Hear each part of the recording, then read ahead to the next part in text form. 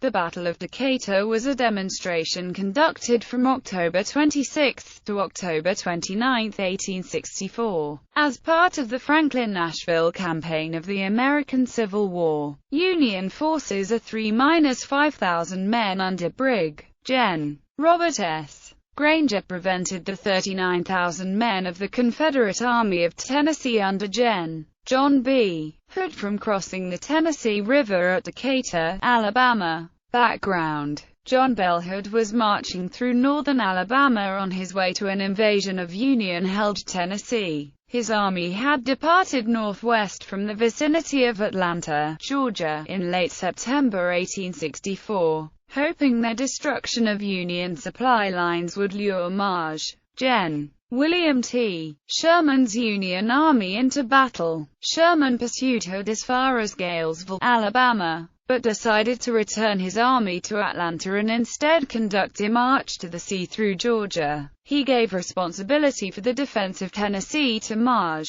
Gen. George H. Thomas at Nashville. Hood departed from Gadsden, Alabama, on October 22, en route to Guntersville, Alabama, where he planned to cross the Tennessee River. However, he later learned from Cavalry Brigadier General Philip Roddy that crossing place was strongly guarded, while Decatur, 40 miles west, was said to be lightly guarded. Concerned over the possibility of Federal gunboats destroying any pontoon bridge he might deploy, along with the absence of Nathan Bedford Forrest's horsemen to bring him intelligence, Hood changed his course to Decatur. Battle. When Hood arrived at Decatur on October 26, he found a Federal infantry force of 3,000 to 5,000 men defending an entrenched line that included 2 forts and 1,600 yards of rifle pits, a much heavier force than Roddy had believed. 2 Federal gunboats patrolled the river. On October 27, Hood arranged his army as it arrived to encircle Decatur. The next morning, he sent Confederate skirmishers through a dense fog to a ravine within 800 yards of the main fortifications.